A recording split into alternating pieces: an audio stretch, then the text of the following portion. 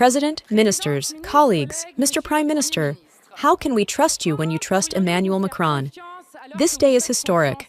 For the first time in the Fifth Republic, a government falls after a vote of confidence. But let's not be mistaken. It's not just you, but your policy and the world it defends that must be defeated. Because, Mr. Prime Minister, you are only a face of the surplus that the President wanted to give to his policy, the last face of an illegitimate and obstinate policy. Unable to arouse the slightest adhesion in the country, you are trapped in a succession of false blackmail. 2 years ago, Mr. Attal threatened the retirement reform or bankruptcy. Last year, it was the budget or the failure of vital cards. Now, it's the austerity or the subordination of the IMF. Mr. Prime Minister, you will not leave behind the risk of a financial crisis by shaking the spectrum on all the televisions in the country. For you, the future does not exist because you feel that you belong to the past. Unpopular, minority, hated, Macronism no longer governs by fear. You are so sure of yourself. Never has a power given itself so much trouble to strengthen its policy. 49-3 in a row, constitutional combination, brutal repression of social movements, trampling of the opposition, dissolution of the parliament, denial of the result of the elections, re-leadership of the losers in the government. So much effort to govern alone against all, and here you are, deploring a deficit that you have dug yourself. Your number of Picati profits no longer amuses anyone. Our parliamentary group congratulates itself on never having joined a single of your budgets that led us to the wall. We do not share your diagnosis, and even less your remedies. The hazardous speculations of the Mozart of finance cost us 1,000 billion additional debts.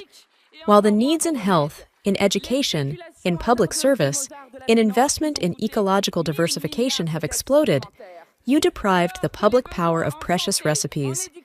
You have impoverished the state and weakened public services. You have lowered taxes on companies, progressively removed production taxes, removed the solidarity tax on the fortune, put aside the financing of Social Security, and watered the transnational of more than 200 billion public aid each year without any counterpart. Drug addicts to public spending bear a name, the MEDEF, and you govern on its side. For 8 years, you have made financial capitalism the largest assistee of the Republic. The 500 largest holders of heritage in this country thank you. They doubled their fortunes in 8 years, and you promised tears and sweat to the rest of the country. What indignity! Historical rise of the failures of small and medium-sized companies, factory closures, unemployment rate rising, invalidation of a humiliating agreement with the United States, the fable of self-proclaimed reasonable managers has lasted long enough. You are asking employees to work 2 days off for free. Remove 2 days off to steal 4 billion euros from workers, which is the equivalent of the amount of the solidarity tax on the fortune that you have removed. Stealing 2 years of life with retirement at 64 years old was not enough for you. You had to steal from those who already had everything, deprive those who had nothing of the tranquility of this nothing. You will stay in history like this rapacious oligarchy that does not allow people to enjoy the little pleasures of life, devote time to themselves, to their loved ones, to others. Garden, go to a restaurant or a weekend, admire the sea or a starry sky. Yes, today is a day of relief for millions of French people. Relief that you are leaving, Mr. Prime Minister, after your lies in the face of the Betaram scandal, which has put generations of children in danger. Relief that you no longer have as Minister of the Interior, a man who speaks like a paper French peasant and who shouts out loud. Relief that you are carrying in your fall-year project of a cruel and unfair budget, which aimed to deprive the people of France. Because you are not just an imposture, but a danger to the country. The violence of your policy is falling from the sky. More than 2,000 children are born alive and die in the streets next to the 350,000 homeless people never seen since the post-war period. Our rate of infant mortality is one of the highest in Europe. The scurvy disease that we believe to be eradicated for a century is now reaching young children. You did not spend a cent to protect children from sexual violence, while 3 children per class would be victims of incest. You did nothing to demerchandise the sector of early childhood. Worse, Mrs. Berger has partnered with the lobbies of private banks. Nothing more for these thousands of children in a situation of handicap, deprived of schooling at school due to lack of support. Macronism is a factory of child abuse. But to follow you, these children only had to inherit. This is what Emmanuel Macron forgot to specify. With you, money only spills at birth on the well-bred. You made France an archaic caste society where inheritance accounts for 60% of national heritage. Like in the 19th century, 10% of the richest have 80% of their financial and professional assets. But how do you want it? You are part of it. To be in these governments, very short but very select, you have to own at least 3 houses. It is preferable to be a millionaire, as is the case with 22 of your ministers who have generally inherited their fortunes. 104 million euros is the accumulated heritage of the ministers in power. The truth of your policy is there. But you are not the only ones. The far right, your life insurance, learns a lot from you. The Le Pen, which has refused 8 times to vote for the censorship of your government, and which has prevented the discussion of Emmanuel Macron's decision, the Le Pen is now pacting with the big bosses.